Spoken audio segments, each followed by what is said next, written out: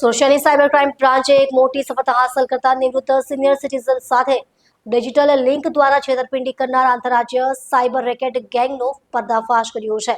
પોલીસે ટેકનિકલ તપાસના આધારે મધ્યપ્રદેશ અને ઉત્તર પ્રદેશમાં દરોડા પાડીને આ ગેંગના કુલ 9 સભ્યોની ધરપકડ કરી છે. આ ગેંગ ડીઆરએમ ઓફિસના કર્મચારી હોવાનો ઢોંગ કરી પીડિતને ફોન કરતી હતી. પેન્શન ચાલુ કરવાના બહાને બનાવટી લિંક મોકલી મોબાઈલ હેક કરી બેંક ખાતામાંથી રકમ ટ્રાન્સફર કરી દેવામાં આવી હતી. પોલીસ તપાસમાં ખુલાસો થયો છે કે આ આરોપીઓ બીટબુક 24/7 નામની વેબસાઇટ દ્વારા સટ્ટાબાજીનો ધંધો પણ ચલાવતા હતા.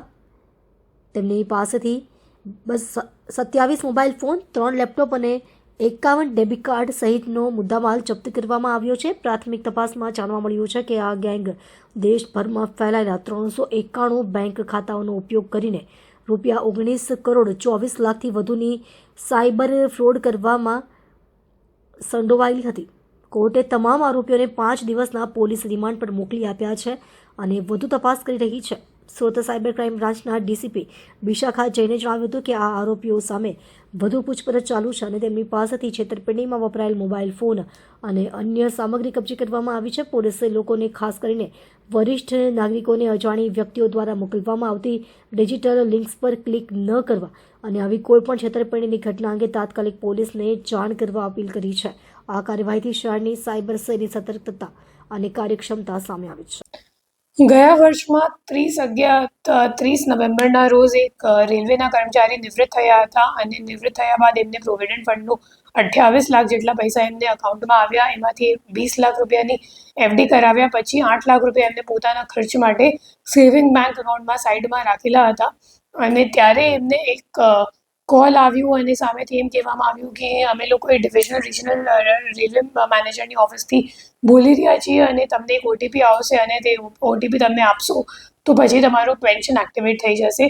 તો એમ કહીને એમને એક ડિજિટલ લિંક મોકલવામાં આવી અને ડિજિટલ લિંક પર ક્લિક કરવાથી એમનું ફોન હેક થઈ ગયું અને ફોન હેક કર્યા પછી એમના અકાઉન્ટમાંથી કુલ 8,12,000 રૂપિયા ટ્રાન્સફર થઈ ગયા અને આ બાબતની એફઆઈઆર અહીંયા સાયબર ક્રાઇમ પોલીસ સ્ટેશનમાં નોંધવામાં આવી હતી. જેના તપાસ દરમિયાન ટેકનિકલ વર્કઆઉટ કરીને ખબર પડી કે જે મુખ્ય આરોપી છે પ્રિયાંશુ એ રેવાનું છે અને જે 8,12,000 રૂપિયા હતા એમાંથી 3,17,000 જેટલા રૂપિયા ઉત્તર પ્રદેશ ગ્રામીણ બેંકમાં જે રીવાવાડી બ્રાન્ચથી હતી એમાં ટ્રાન્સફર થયા હતા. પછી એને પકડવા માટે આપણી ટીમ અહીંથી રીવા ખાતે રીવા ગઈ તો પછી ખબર પડી કે જે મુખ્ય આરોપી છે એ મિર્ઝાપુર જતો રહ્યો. પછી આ ઓપરેશન લાંબુ ખેંચાઈ ગયું અને અઠવાડિયા સુધી આ ઓપરેશન ચાલ્યું જેમાં મુખ્ય આરોપીને મિર્ઝાપુરથી ઝડપી પાડીને પૂછપરછ કરવામાં આવી અને પૂછપરછ દરમિયાન આ મામલો સામે આવ્યો કે રીવામાં એક ભાડાના મકાનથી એક આખી સાયબર ક્રાઇમની મોટી રેકેટ ચાલી રહી છે.